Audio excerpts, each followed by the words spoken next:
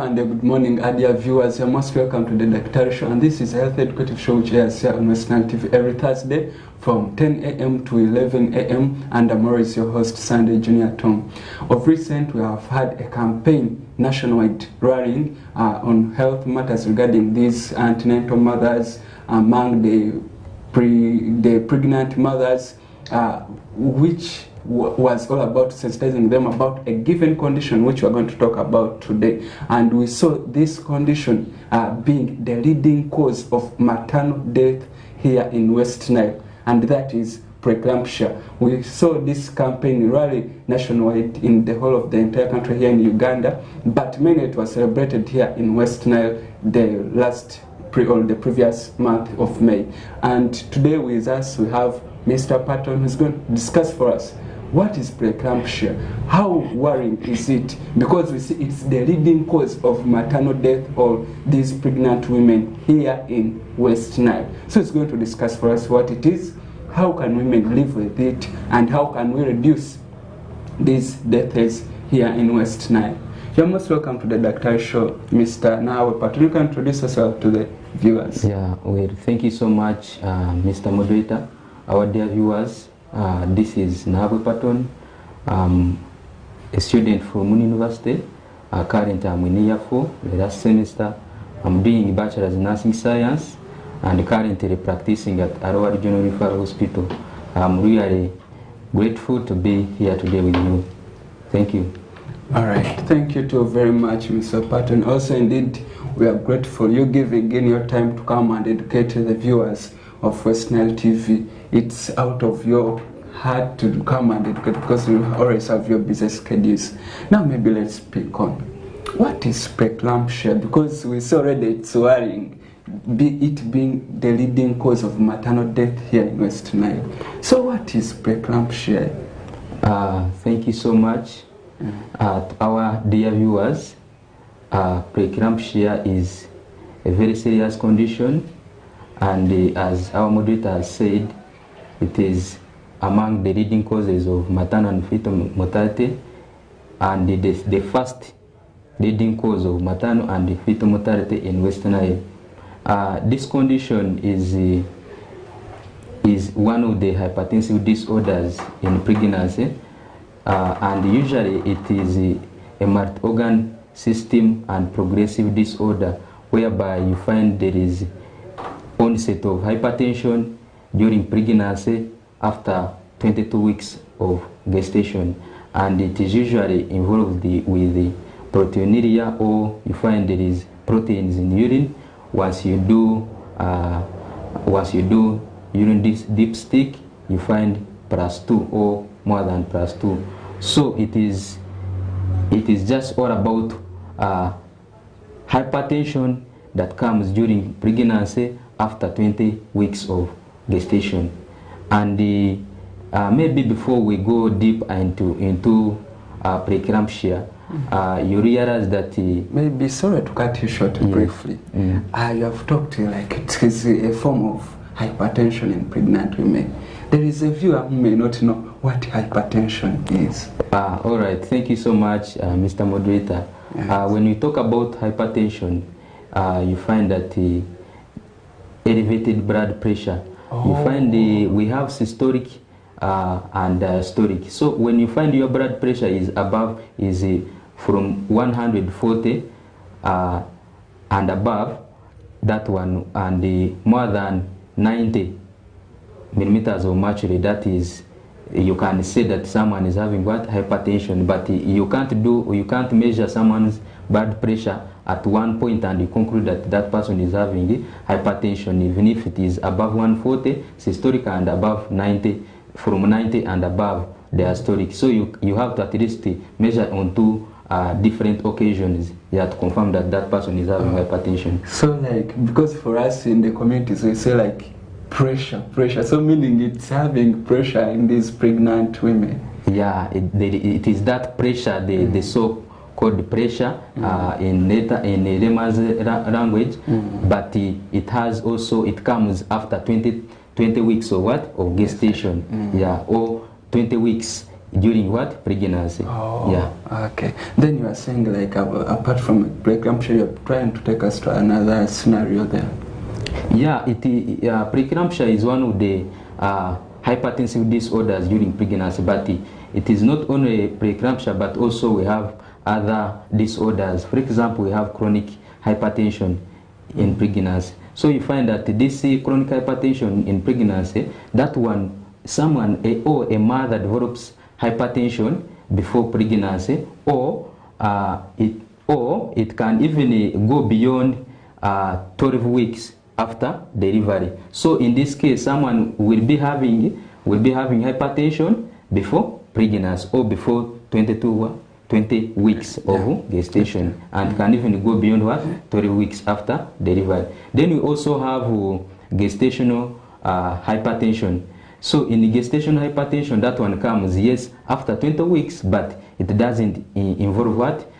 This smart organ system dysfunction, like proteinuria, liver dysfunction, something like that. Just it comes after 20 weeks of gestation, but it doesn't involve all those other features like proteinuria and those other features. Yeah. Then we also have eclampsia.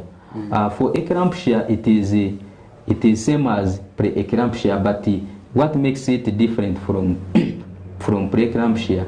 In eclampsia, you find a mother starts conversing, or the people what the people say fits. Yeah, shaking. Yeah, okay. But it is same as preeclampsia. But what differentiates it from preeclampsia is the presence of what? Conversions. Then you also have preeclampsia superimposed on chronic hypertension. You find someone is having chronic hypertension, developed that hypertension before pregnancy, but as the pregnancy goes on, the person now starts developing what? Those features of what? Preeclampsia, where we said we have proteinuria. If you do a urine dipstick, you find 2 or more than 2 plus, or 300 milligrams of proteins in a 24 urine sample. A viewer may be asking, what is proteinuria? Okay, thank you so much. Proteinuria is just the presence of proteins in the urine. Okay. Yeah. All right. So you have taken us through what preeclampsia is. We have told us in simple terms, having high blood pressure in these pregnant women, 28 weeks of gestational pregnancy. 20 weeks from 20 weeks from and 20 above. weeks and above of pregnancy. Yes. So now a viewer may be asking, how does it present? Because you have already told us of the proteinuria, where like they are passing proteins in urine, and I think that is not normal. Yeah, that is not normal. So you will also explain that on to the viewers. Yeah, thank you so much for that question. The presentation of preeclampsia involves many signs and symptoms. A pregnant mother may come to you, maybe presenting with or complaining of severe headache. The mother is having nausea. The mother is vomiting. The mother is having sometimes even you find there is severe pain in the epigastric region, around almost here, around the center of the abdomen, or towards and more towards the right side of it, because we realize that this preeclampsia affects the liver, and this liver is in the right upper quadrant. Once you go on your abdomen, as you go up before you reach the chest, around that region, that is where the liver is located, and you find the mother is complaining of that severe pain. Yeah, and even some mothers now can even come with conversions, which will now have progressed to eclampsia. Yeah, so those are some of the presentations of preeclampsia in these pregnant mothers. Maybe we shall see other features as we go on, and maybe when you go to when you do lab tests, you will realize that there is a reduced platelets. These are the blood components that help the blood to clot. So once you do lab tests, and maybe you do CBC, and you find the platelets are less than 100,000 microliters, it is also one of the features.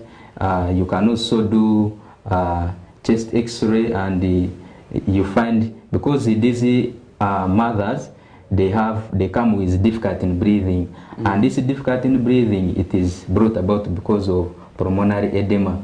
Because we shall look at the pathophysiology on how now this pulmonary edema will come in, but once pulmonary edema, you find that there is accumulation of fluids in the lungs.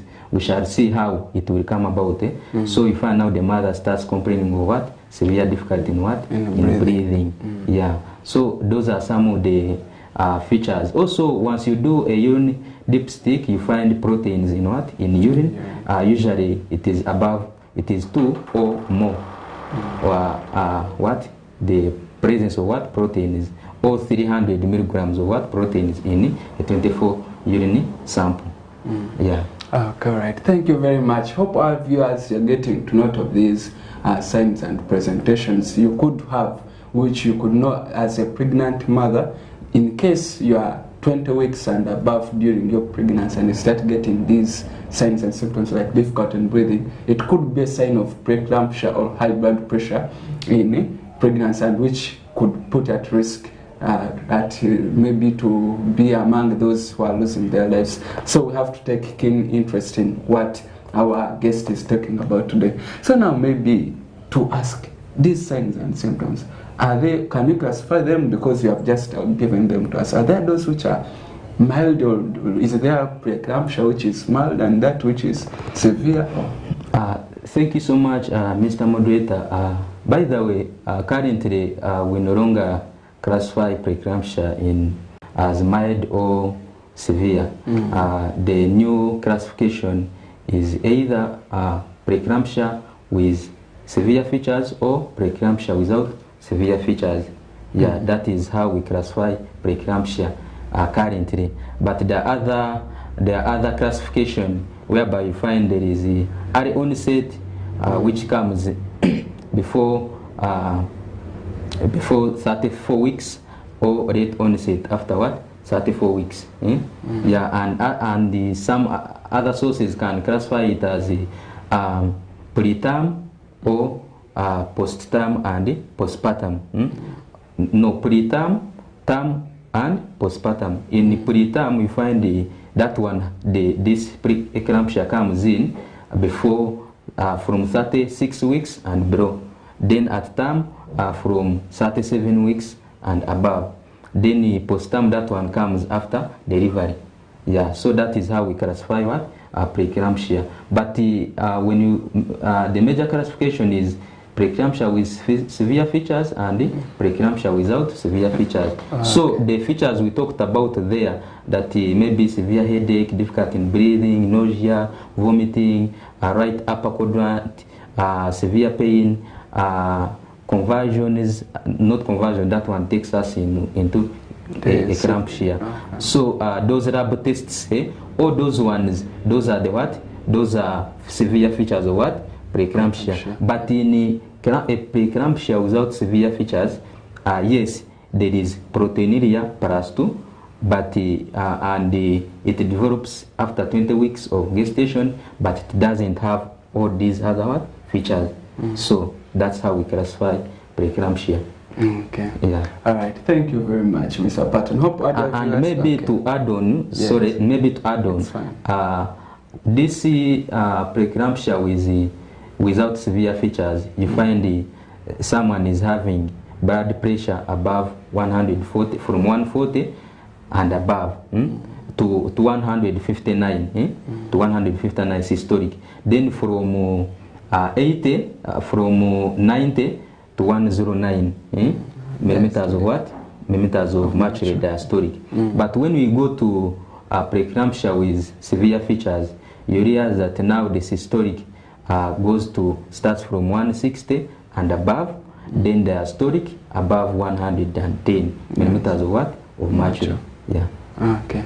Thank you very much, Mr. Patton. Hope our dear viewers, you are getting to dive into how exciting this topic is and how to know these signs and symptoms, which can help you identify whether you could be at risk, such that you reach out to the nearest health facility for any form of intervention.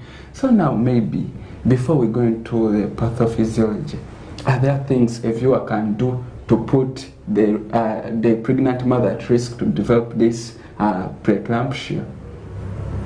Well, maybe the causes. Okay, I may say the exact cause or the primary beginning of this preeclampsia is abnormal placentation. You realize that during pregnancy, there is implantation. There is what we call implantation, when the fetus becomes like attached and on the endometrium of the mother. But in this case of preeclampsia, you find there is abnormal placentation. How do I say it is abnormal placentation? Normally we have what we call trophoblasts, and these trophoblasts, these are like projections whereby now the placenta is infiltrated into the endometrium of the mother or the uterus. So in this case, the trophoblasts are inactive, or they are not functioning normally. So you will find that there is shallow placentation, and in the uterus we have what we call spiral arteries.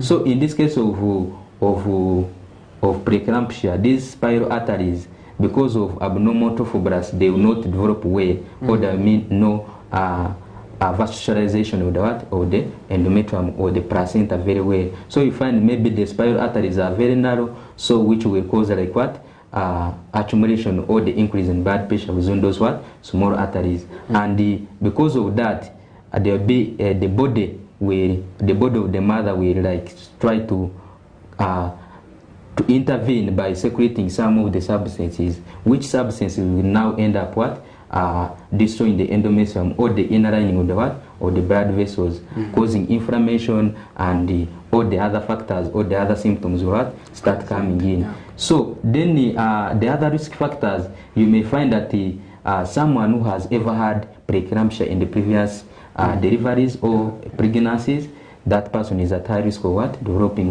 preeclampsia. Or if someone is having multiple pregnancies, where you find that maybe the mother is having twins, yeah, that is what we call multiple pregnancies. Also we have someone with diabetes, someone who has been having chronic hypertension, someone who is delivering for the first time, someone who has the pregnancy for the first time, or someone who has had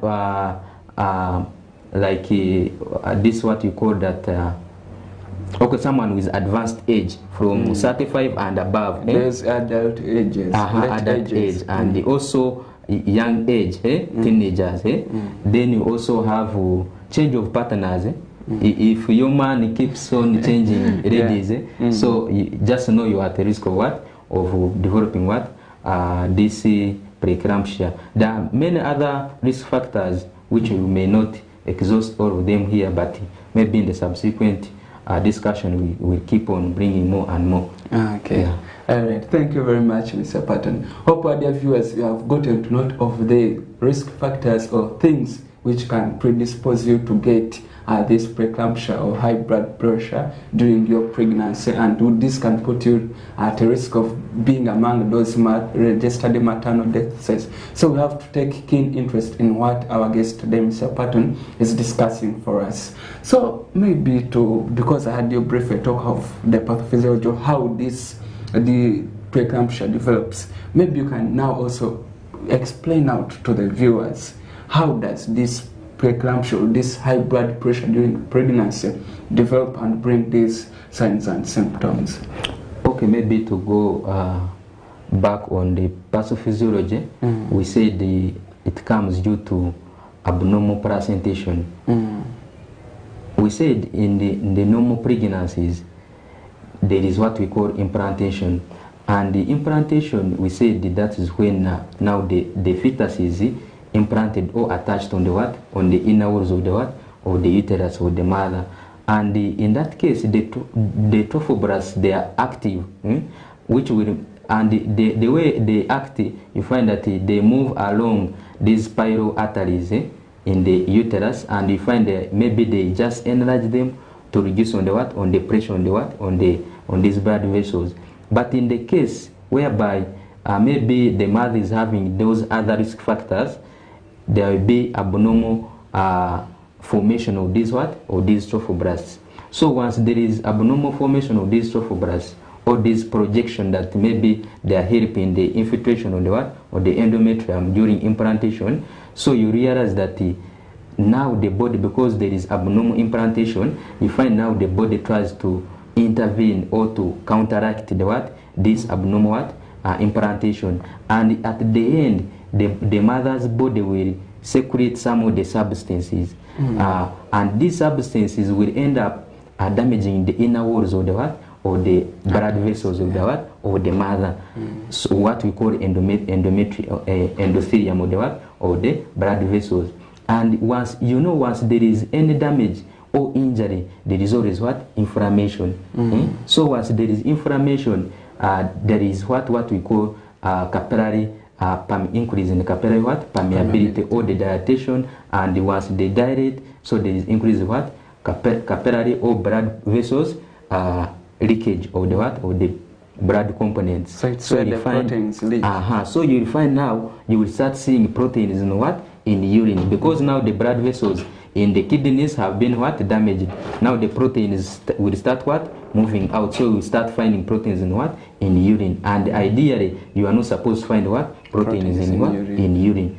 Then now because there is what we call there will be also increase in what, in the blood pressure, because now there is like inflammation, or there is now the body will try like coming up, so the blood pressure will now start increasing. Now someone will now start experiencing, because we have once there is a damage, when there is damage, now some particles now may end up now traveling in blood. Maybe someone will have now pulmonary edema, pulmonary embolism with pulmonary edema, or because in the lungs also the blood vessels are affected, now fluid start what, leaking out, and someone start getting fluid accumulation in what, in the lungs, so with subsequent what, difficulty in breathing. Yes, so that is how preeclampsia comes about with the signs and symptoms. Okay, thank you very much, Mr. Patton. Hope our dear viewers have gotten to note how this high blood pressure during pregnancy brings out these signs and symptoms of the difficulty in breathing, and also the pain, and also how proteinuria, how the presence of proteins in urine comes about. But however, to note there is proteins in urine, maybe I think now you can first take us through how can you diagnose, how do you know that someone is having preeclampsia? Okay, to determine that someone may be having preeclampsia with using this parameter of proteinuria, what we do, you tell the mother to get a urine sample.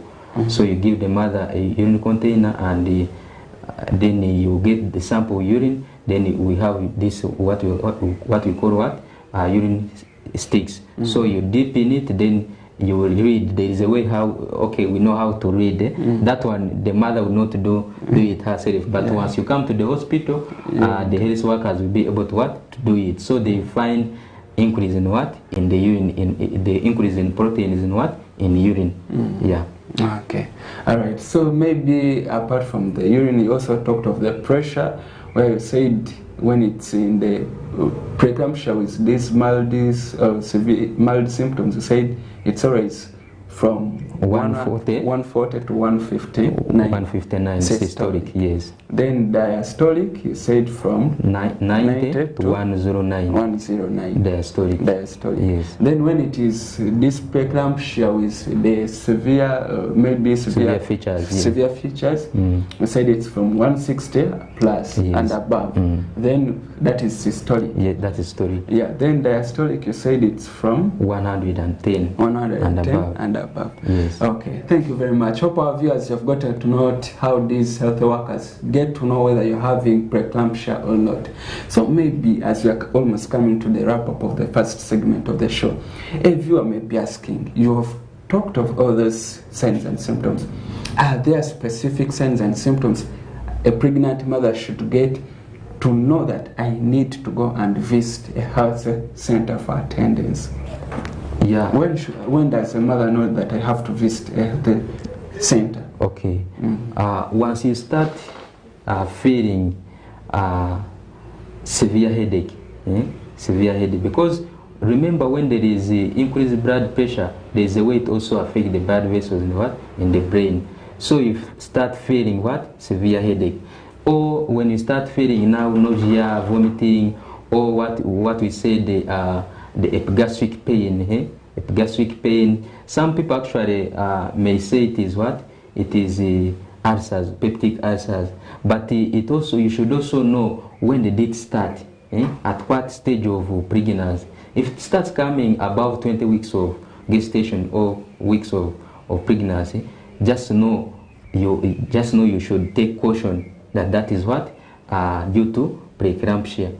Yes, or maybe you start feeling palpitation, or you feel like your heart is just moving, you are not comfortable, you are feeling dizzy, okay, you are not really feeling well. So those are some of the signs or the symptoms that may tell you that I need to go and see the doctor or the nurse or some other healthcare worker. Yeah.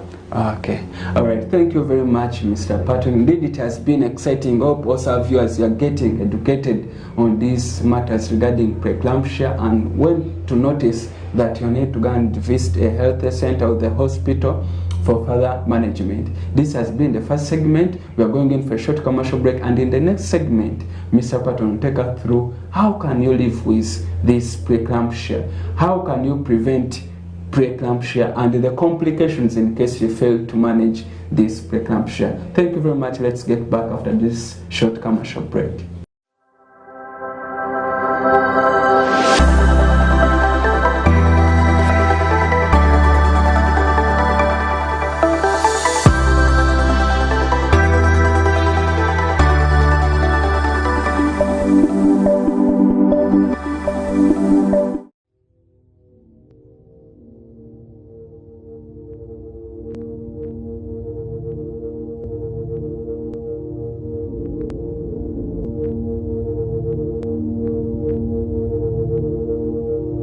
West Nile TV, lighting up the region.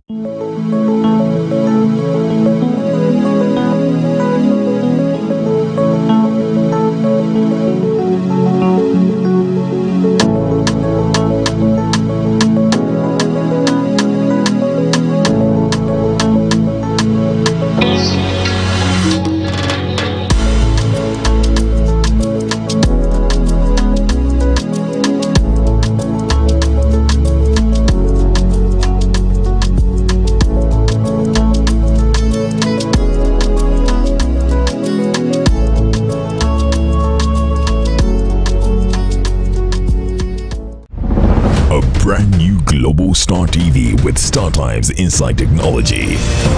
New TV innovation with an inbuilt decoder that connects you to both StarTimes antenna and satellite signal. With StarTimes Inside Global Star TV, you can enjoy over 300 local and international channels, 1 month StarTimes highest bouquet for free, automatic system update, more benefits, more affordable. StarTimes Inside Global Star TV is available in all StarTimes branches and dealers countrywide. StarTimes Inside, entertainment inbuilt.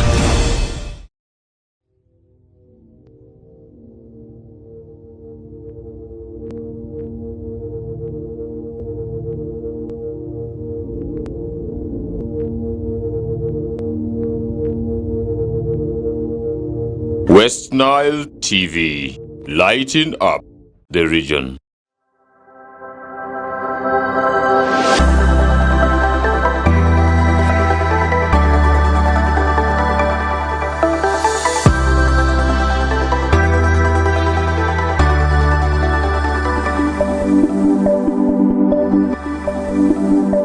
We'll be back at the viewers from that short commercial break. It's still the Daktari Show, and those who have just joined us today, we are tackling a topic of concern, which is the leading cause of maternal death here in West Nile of Uganda, and of recently we saw there was a national-wide campaign about sensitizing the people about preeclampsia. And today, Mr. Patton, our guest, took us through what preeclampsia is, because it may look as a complex word, but he told us this is having high blood pressures during pregnancy, especially after 20 weeks of gestation or 20 weeks when you are pregnant. And in the first segment, we took us through what it is and took us through the signs and symptoms, the causes, and also took us through how these signs and symptoms develop, what these medical personnel call pathophysiology. So in this next segment, he's going to take us through how to live with preeclampsia, the home management. He's going to take us through the hospital management, complications, and also take us through the preventive measures. So maybe, Mr. Patton, before we dive into the management, are there any other supplementary signs and symptoms these mothers can present with? Yeah, thank you so much, our moderator and our dear viewers. Welcome back from the commercial break, and we are here to continue with some of the signs and symptoms a mother may present with, and which may be of more important to seek for the medical attention. We also have blurred vision.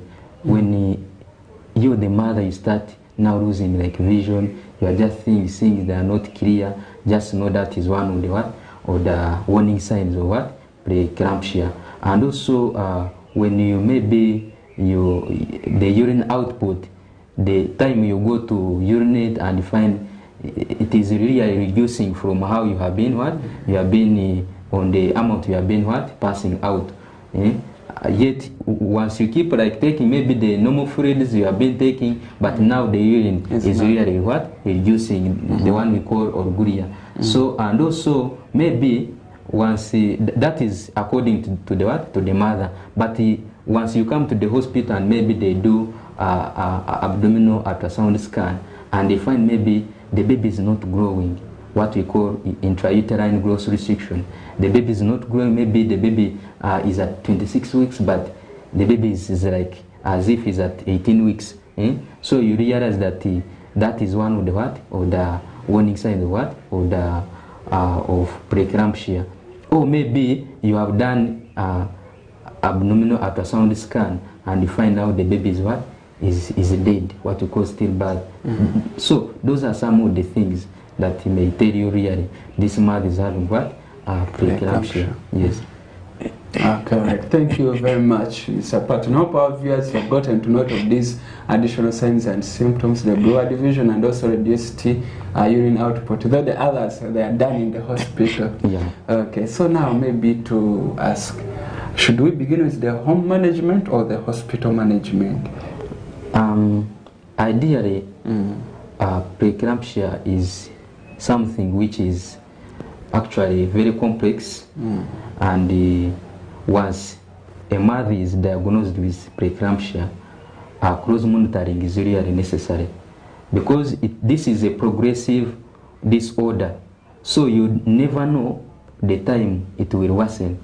So really home management, once a mother is really diagnosed that this mother is having preeclampsia, this mother should be managed at what? At the hospital. But also it depends at the weeks, maybe when it is what? When it is diagnosed. So maybe what the mother can do at home, you may find that the mother should at least do weekly what? Antenatal checkups, maybe to measure the blood pressure, to see the fetal viability, the state of the mother generally, the state of the fetus. Then they can also do weekly abdominal ultrasound scan to see also the growth, whether the fetus is really growing, or to see general features of the what, of the placenta, to ensure that the baby is what, the baby is safe. And also maybe because we realize that this is a hypertensive disorder, and also there should be a reduced salt intake, because you see this salt intake has an effect in increasing the blood volume and of course as blood volume increases, the pressure will really increase. And also maybe encouraging bed rest, and in bed rest we need to tell the mother usually to sleep on the left side of the of the body, because you realize that we have the gravid uterus or the baby in the uterus. So once you lie on the right side, you'll be compressing on the inferior vena cava, and you will interrupt the venous return, or you will be obstructing the blood from coming down the body back to the heart. So, and that one, if you do that, so really it will be really bad for the mother. So the mother should lie on the left side so that there is enhanced venous return, or ensure that the blood from lower parts of the body goes back to the heart, and it can be pumped back to the heart, to the rest of the body. Yeah, and also maybe some the mother should continue taking fluids, but with some restriction depending on the doctor's prescription or counseling. Yeah, so that is maybe also once you notice that there is any change, or once you notice those signs and symptoms we talked about, you should run really to the health centers. And usually it's like the management of preeclampsia starts from at least health center 4, because you realize that at some point the best option will be will be delivery, and usually C-section. They may do cesarean section. If you may ask what is C-section. Oh, okay, thank you so much. Cesarean section, that C-section is cesarean section, or where you find the mother is operated and they remove they remove the baby. When the mother maybe is having those severe features that the mother cannot sustain the pregnancy. And usually at the gestational age, from 37 weeks and above, that one is really recommended. And should be done within the first 24 hours. But once the mother maybe comes with the convulsions in the state of eclampsia, the delivery should be done within the first 12 hours to save the mother, yes, and the baby at the same time.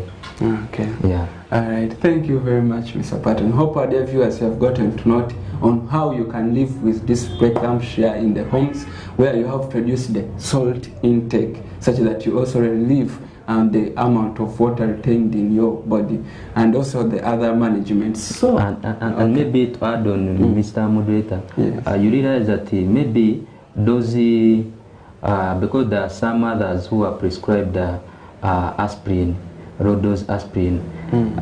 You need to really follow the prescription, because it is advised to start. Those mothers who come early, or those who have the risk factors, once they come and maybe they are diagnosed from maybe from 10 weeks about there, they should start aspirin, low dose aspirin, the 150 milligram once daily, and should be started from 11 to 16 weeks. So she should be started within that time range.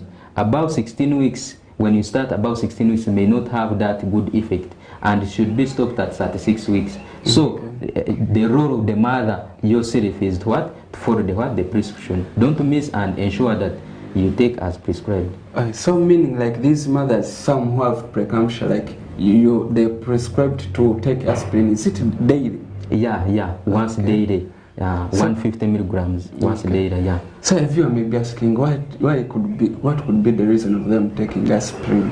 Yeah, thank you so much. That is a very good question. Aspirin is in this case I may say a blood thinner at one point. Like ensure like the blood is not thick, so that at least it can easily pass through those narrow blood vessels.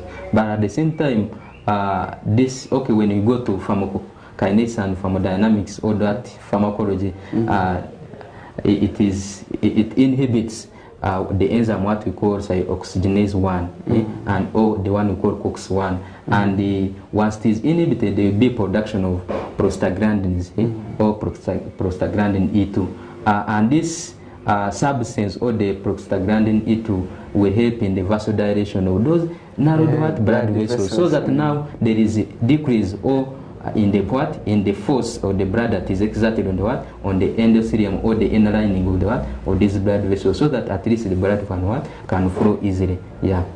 And it has really been proved that really those mothers who are really started on aspirin from weeks 11 up to 16, then it goes up to 36 weeks. Really, there have been testimony that these mothers really go up to term and they deliver their babies when they are still okay, and when the babies are arrive. Okay. Yes. Thank you very much, Mr. Patton. Hope our dear viewers have gotten to note. Though you have preeclampsia, though we saw it's the leading cause, but if you follow the prescriptions these health workers give you, there are high chances that you can have a successful birth and you'll have to live a healthy life, you and your baby. So now maybe to ask, you have taken us through these home remedies or how to live with the preeclampsia. When these mothers come to the hospital, are there specific managements, medical managements, or any other care you give to them when they come to the hospital? Yeah, that is a very good question. And really the ideal management, as we said, it is delivery of the what? Of the baby.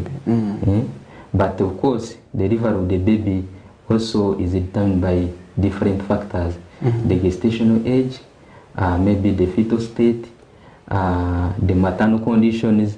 In this case, once you realize that the mother has come with features of preeclampsia and the mother is at 37 weeks, completed this at 7 weeks, the baby has to be delivered within the first 24 hours. But if the mother comes with the conversions, the one we call now eclampsia, the baby should be delivered within what? 12 hours. But the other management protocols, we usually begin with magnesium sulfate. And this magnesium sulfate is given to prevent the progression of the preeclampsia to eclampsia, or to prevent the occurrence of the what? Of the conversions, because ideally conversions are really these fits, the fits, where you find now the mother starts what? Shaking.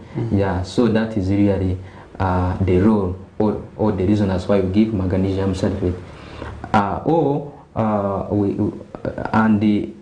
And we can give magnesium sulfate using some protocol. You don't just give magnesium sulfate. So we give magnesium sulfate in two ways. We have the loading dose, or once you have confirmed that this mother is having preeclampsia, you have to start giving immediately. So the loading dose, we give 14 grams, and these 14 grams we give 4 grams of magnesium sulfate, or the 20% of magnesium sulfate IV, and should be slow bolus almost over 20 minutes. You don't just push; it is very painful.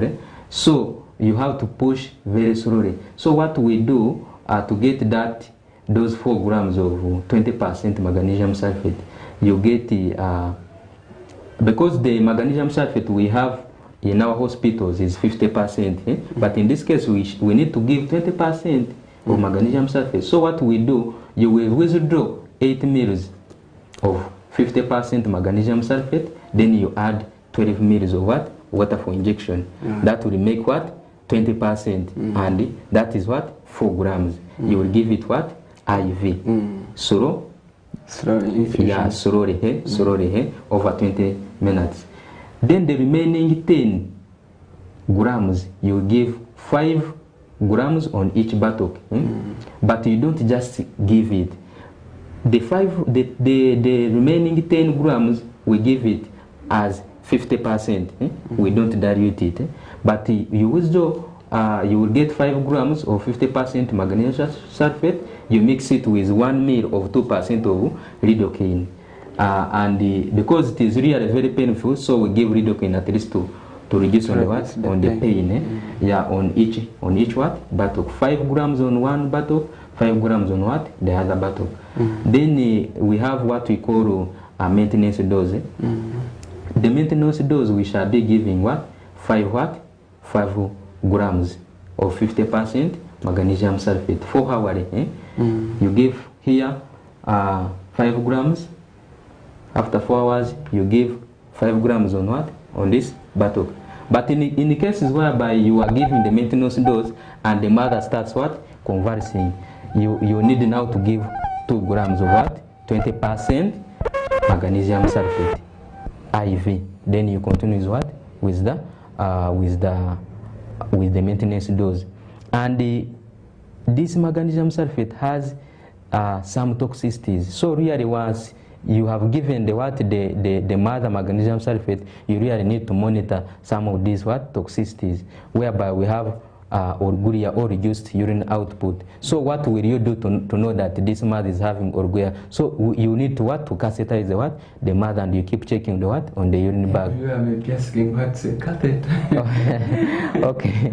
So a catheter in this case, I don't know whether some of you have ever seen, but once you come to the hospital, maybe okay, there is some tube, small tube, they pass through the urethra, or where the urine passes through from the bladder outside. So they pass it through the urethra, connected to the bladder, so that now the urine, then that tube they connect it to some bag, what we call the urine bag. So the urine from the bladder will be coming into the urine bag. So you'll be monitoring that urine bag has lubrications.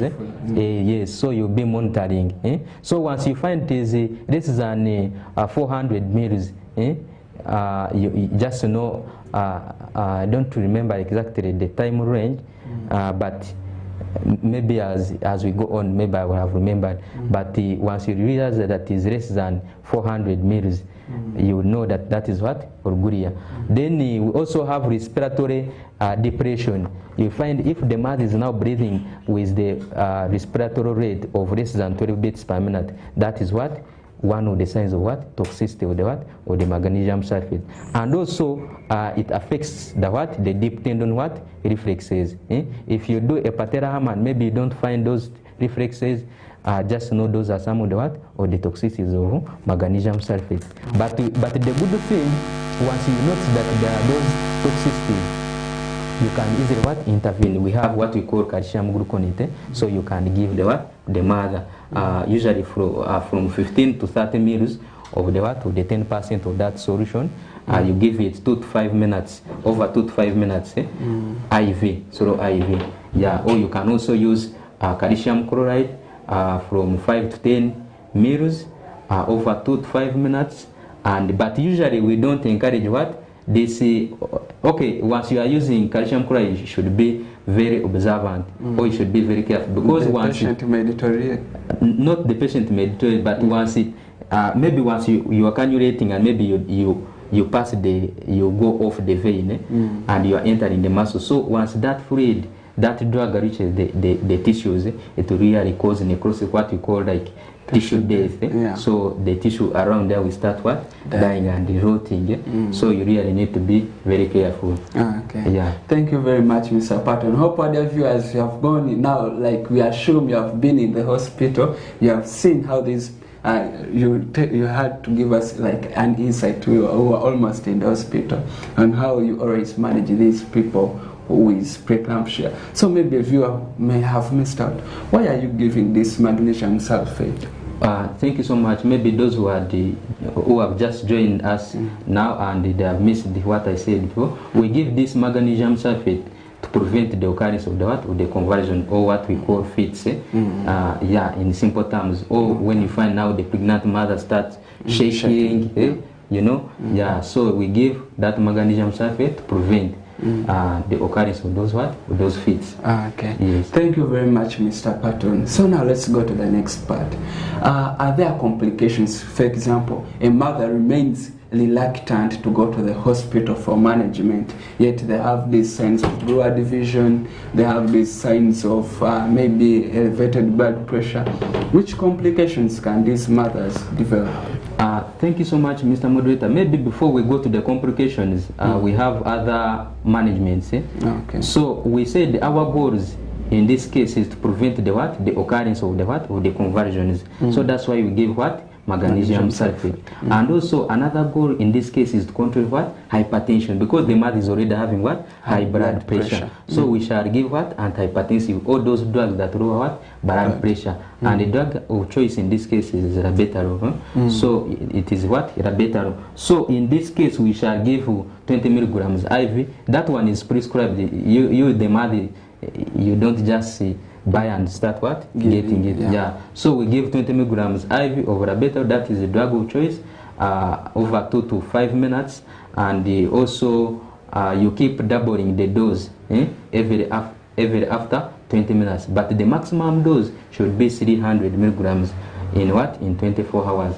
Then you can also, maybe you can use hydralazine. Hydralazine you'll be giving 5 milligrams IV, and you can what? You can repeat the what? The dose every after 30 minutes. But the maximum dose should not exceed 30 milligrams in 24 hours.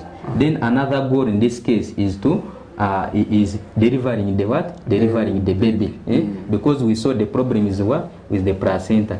So we deliver the baby to ensure that we save the life of the mother and or the life of the what? Of the baby. But we said delivering the baby is done by some factors: the gestational age, the fetal state, the maternal state, and other what? Factors. So if the mother came with these severe features at 37 weeks and above, we deliver within the what? First 24 hours. If the mother comes with eclampsia or with convulsions, we deliver within what? Within 12 hours, irrespective of the what? Of the condition. Okay. Yes. Then we also have expectant management of these mothers. Maybe the mother has come with preeclampsia from 26 to 36 weeks. There you have to monitor the mother in what? In the hospital. Cross monitoring. Every day you do abdominal ultrasound scan. Twice in a week, abdominal ultrasound scan to see the viability of the baby. You do cross monitoring. You manage hypertension. You give magnesium sulfate, prevent convulsions. You give these corticosteroids or dexamethasone, at least to help now the lungs of the baby to what? To grow faster. Yeah, and other urine output, input and output monitoring. So those are some of the things we do for what? For those mothers. Then when we come to complications, you can now go briefly in the complications. Yes, the complication in this case, we have recurrent preeclampsia. Someone, if it is not managed, or the mother will always experience what? Preeclampsia. The mother may end up delivering a dead baby, what we call stillbirth. The baby will not grow well, what we call intrauterine growth restriction. Or the mother will deliver preterm, or what we call preterm what? Labor or preterm delivery. Then we have chronic hypertension. If you don't manage, the hypertension will continue, isn't it? Throughout the lifetime. Yes, throughout the lifetime. Then we have depression, we have anxiety, we have post-traumatic stress disorder, because the mother has been stressed. So after there, some people continue with what? With that stress. You get the point. So those are some of the what? Or the complications that come in. And also we have diabetes mellitus also can end up coming in. So those are some of the complications of what? Preeclampsia. Okay. Yeah. All right. Thank you very much, Mr. Patton. Hope our viewers are getting to note.